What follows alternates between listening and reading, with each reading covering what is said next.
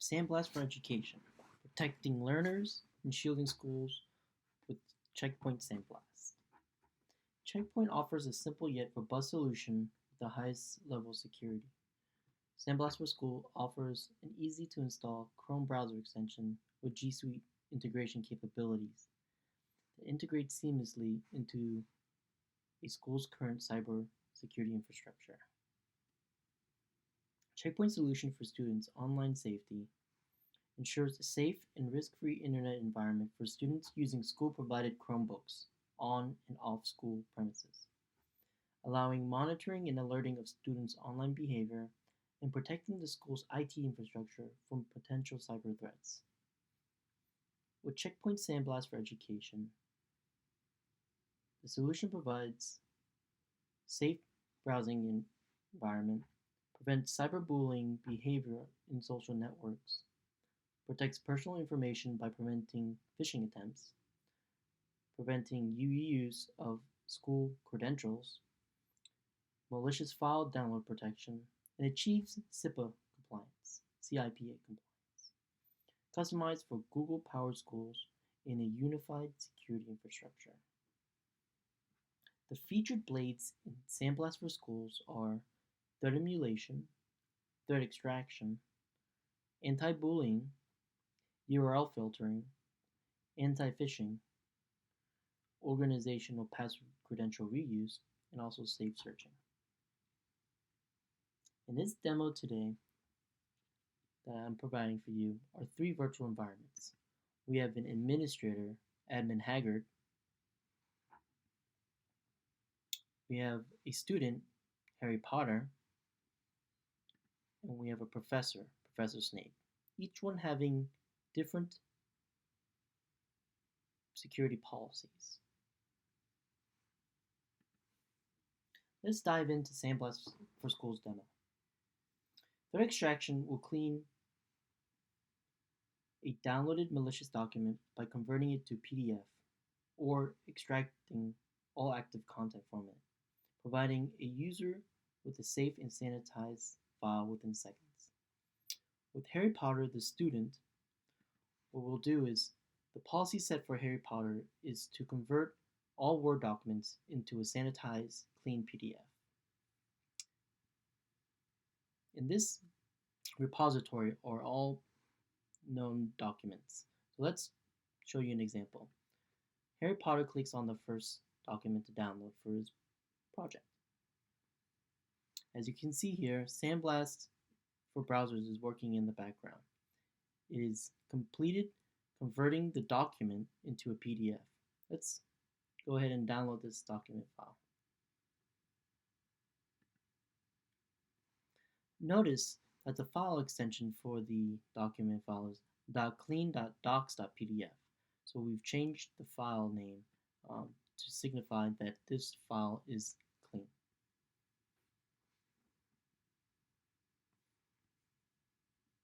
In the same sense, you can see here in Check Point SandBlast, if Harry Potter wanted to get the original, he would be able to download the original in a docs format.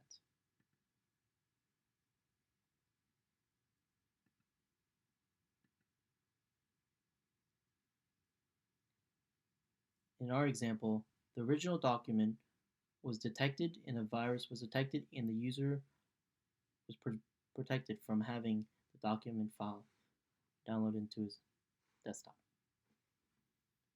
Now let's try a different policy. For Professor Snape, the difference is we are going to extract the macros. Instead of converting the file into a PDF, we're going to keep the original file format. So these are also, this is the same directory, all.docs. What we're going to do is click on the first one. What we're doing now is Check Point SandBlast, as you can see with this logo right here, is securely downloading the document. It's extracting the file of all malicious content, of its macros specifically, but keeping the same file format. So we have here .clean.docs. File extension.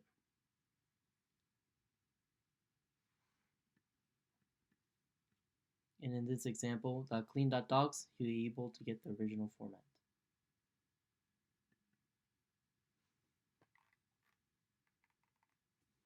With the ability to get the original file if you wanted to.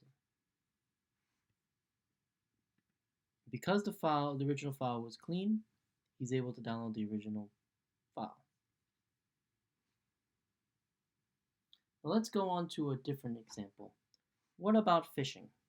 Anti-phishing will identify known and unknown phishing sites. Any access to URL associated categories that are blocked, and they will be blocked. So let's go into Harry Potter. A popular phishing repository is openfish.com. Let's try a few examples. We have a targeted brand is DocuSign. This phishing URL. Here, we've categorized this in our Check Point threat cloud as a blocked website because this website is an inactive website. It was actually a phishing campaign that was caught probably a few hours before. Let's look at another example, the IRS. Alright, well this phishing website is still active. As you can see here, the URL for this phishing website is still 5states.com, which isn't the IRS's actual website URL. But let's hear here. If Harry Potter were to start putting his credentials in, Check Point SandBlast agent identified that field and verified that website is a deceptive website. It's pretending to be irs.gov. Let's look at some more details.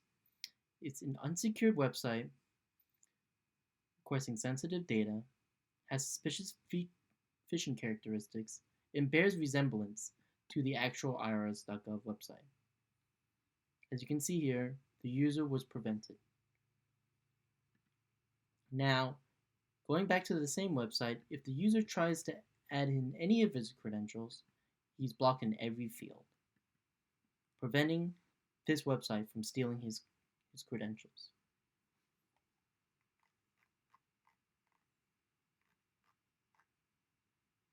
So now you can notice that the credential field is now blocked and the user cannot enter any credentials.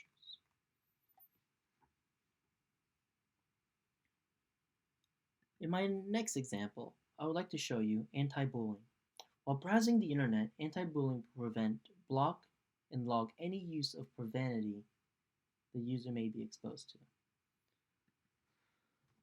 So let's say, for example, the student is searching on nytimes.com.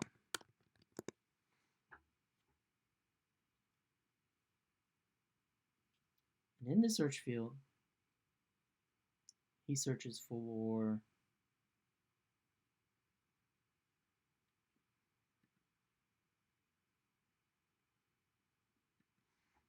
porn.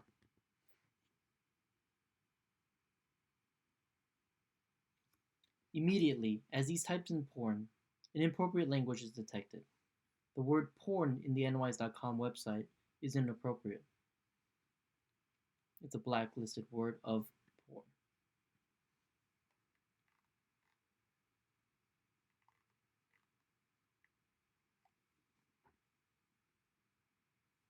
In another example, the same student, Harry Potter. Harry Potter decides to go into his Facebook account.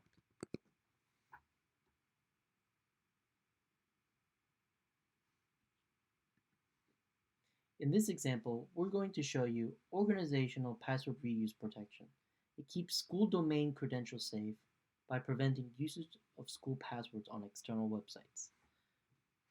So, Harry Potter's password that he uses for his laptop or his Google Chromebook is theft123. Before he's able to even press enter, Check Point SandBlast on the browser as a browser agent is able to detect that his corporate password is exposed. His password is that he uses for his computer is exposed to a non-corporate site, alerting him to either change his password and also sending a log to Administrator Haggard that this policy has been violated. Next steps is usually the administrator emailing Harry Potter to change his password that he uses either for his personal or his corporate or his personal or his laptop that was issued to him by the school.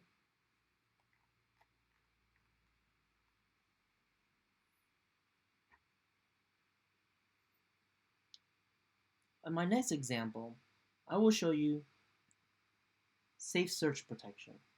This ensures students are exposed to only appropriate search results by enforcing safe search in supported search engines, while blocking access to search engines with no safe search capabilities.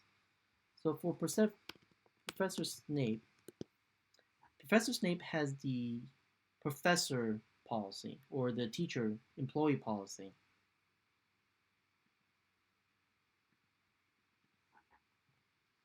In this example, we'll go to google.com and we'll go to a website called DuckDuckGo. DuckDuckGo is another search engine that privately is able for the user to privately search the internet without Google logging or Yahoo or Bing logging personal online information. So with this, usually bypassing the school search policies. So for example, you can see here Professor Snape is actually able to go to DuckDuckGo. In the same sense, if Harry Potter created a new tab and went to DuckDuckGo,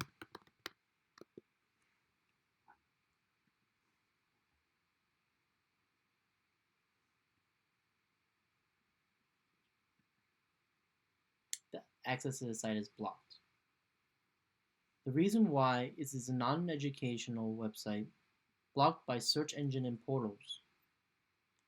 In the policy that we've created for the students is any browsing search engine that is not Google is blocked.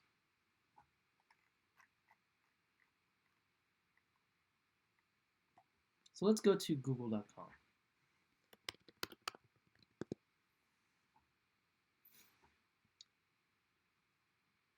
Harry Potter goes into google.com and searches porn. As you can see here, as he's searching porn, there are no actual websites that will direct him to a porn website. Porn sites are not listed in the search, but only articles that mention porn are. Porn is not a blacklisted word. It's a blacklisted search filter. But if he were to, my last website is URL filtering. So once we create a policy that allows for different categories of URLs, we will be able to prevent the user from accessing any blacklisted site categories. Any access to URLs associated with the blocked site category will be blocked. So Harry Potter, unknowingly, wants to go to a gambling website, 888.com. This site is blocked. Because it's non-educational, it was categorized as gambling. Let's go back and see all the logs that were created from Harry Potter. So we'll go into the administrator, Mr. Haggard. You can create and view logs or create alerts for certain types of logs.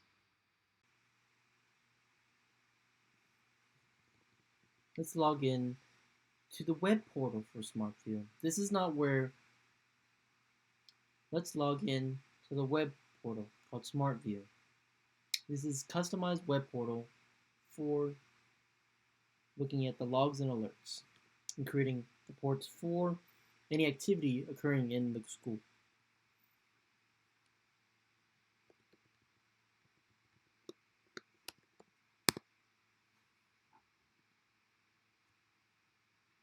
So in here, the first log view is all the raw logs. We can see here that 888.com was accessed. And in the logs, we can see it's a gambling website. We can see that the action was prevent. It was application name was 888.com. Application category is gambling. We can see the user was Harry Potter.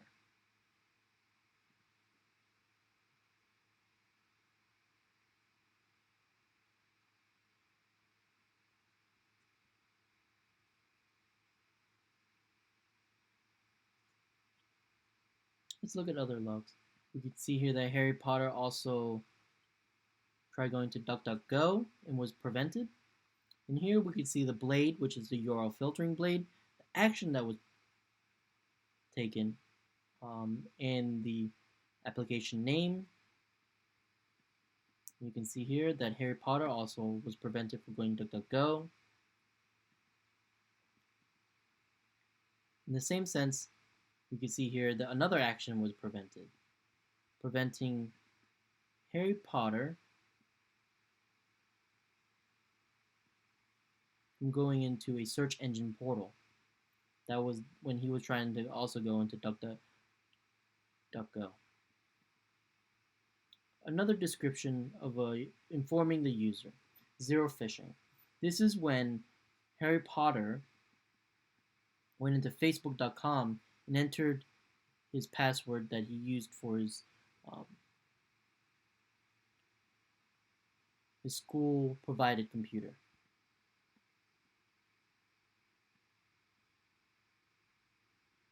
And earlier in our examples, we showed thread extraction. How we extracted a file, it was a conversion to PDF for Harry Potter's user. We converted that document file on our first example into a PDF. In the same sense, we can see here that extraction was also occurred on Professor Snape's computer.